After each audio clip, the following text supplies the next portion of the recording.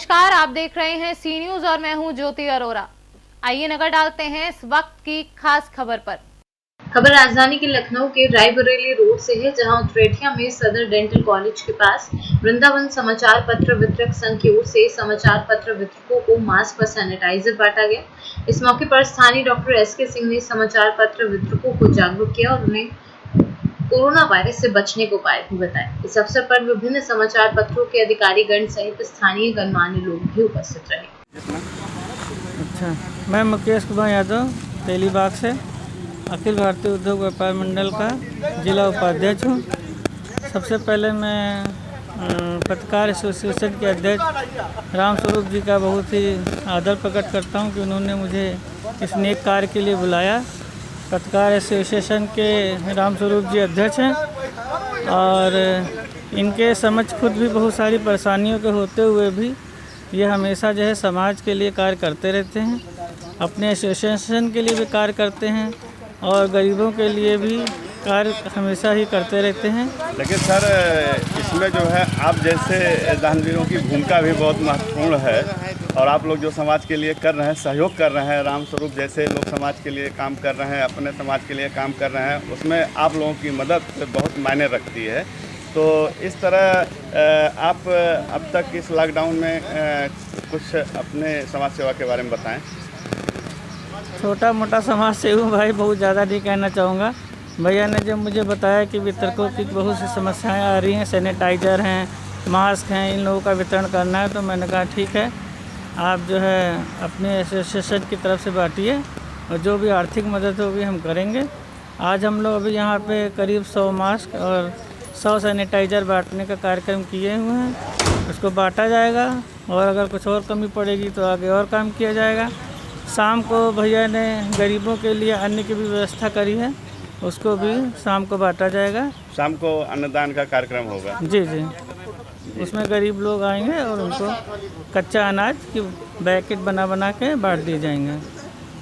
धन्यवाद। मैं doctor SK Singh, मैं होम्योपैथिक फिजिशियन है, उद्यान प्लाजा एल्टिको में बैठता हूँ। मैं आज हमारे जो पत्र वितरक हैं, ये समाज में हर तबके में जाते हैं, हर गली हर मोहल्ले में जाते हैं, तो इनका सुरक्षित रहना हमारे लिए बहुत ज़रूरी है और ये कैरियर भी हो सकते हैं।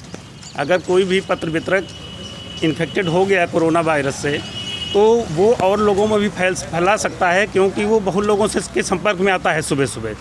इसलिए आज इन लोगों को बचाव के लिए जो हैंड सैनिटाइज़र और फेस मास्क दिए गए हैं और बताया गया है कि कैसे आपको जाने से पहले अपनी साइकिल सैनिटाइज करनी है, मोटरसाइकिल सैनिटाइज करनी है।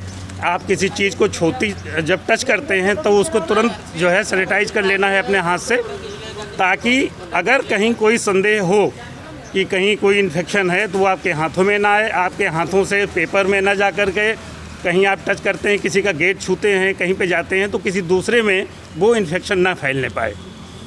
इसलिए इन लोगों को जानकारी आज दी गई है और जितने भी प्रिवेंटिव मेजर्स हो सकते हैं, और बताया गया है कि आप जब पेपर डालने जाएं तो किसी के कांटेक्ट में जाएं, सोशल डिस्टेंसिंग में हमेशा मेंटेन रखें, 1 से 2 मीटर की दूरी पे आप दूरी बनाए रखें, किसी के बहुत नज़दीक ना जाएं, क्योंकि ये जो वायरस है ये देखा गया है कि ये एयरबर्न नहीं भी है, लेकिन ये एरोसॉल जो होता है, जो हम छींकते हैं, खांसते हैं लार के साथ, ये 1 से 2 मीटर की दूरी तक जा सकता है।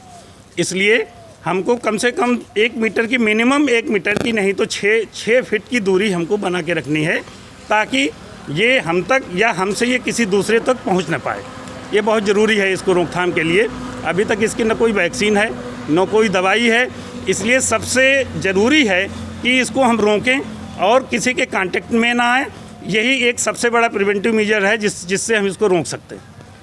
इस कोरोना महामारी की जंग में डॉक्टर्स की भूमिका बहुत महत्वपूर्ण हो गई है, और ऐसे में आप आम जनमानस को क्या संदेश देना चाहते हैं?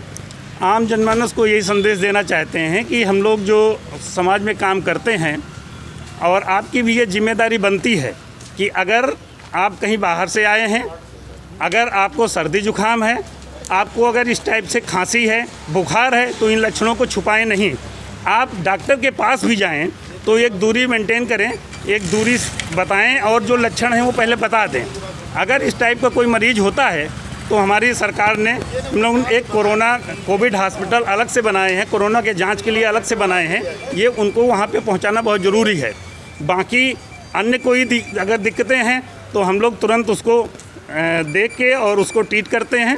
लेकिन सबसे बड़ी जो महामारी का रूप ले रही जो पैंडेमिक बीमारी जो कोरोना वायरस है, इसको डिटेक्ट करना, इसका बचाव करना ये बहुत ज़रूरी है। क्लिनिक में आप जाएं, भीड़ न लगाएं। देखेंगे क्लिनिक में एक मरीज़ है, जब तक वो निकल ना जाए तब तक आप दूसरा मरीज़ को नहीं आना चाहिए। बाहर भी गैदरिंग ना करें। बाहर अगर हैं तो आप दूरी कम से कम 1 से 2 मीटर की दूरी पे ही बने, जिसका नंबर है वो आए। ये आपको ये सेल्फ डिसिप्लिन भी सिखाता है।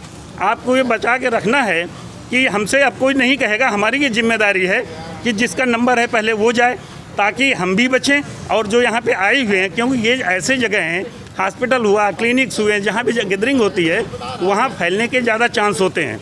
इसलिए ज़रूरी ये है कि आप नंबर वाइज जाएं और वहाँ पे गैदरिंग ना करें।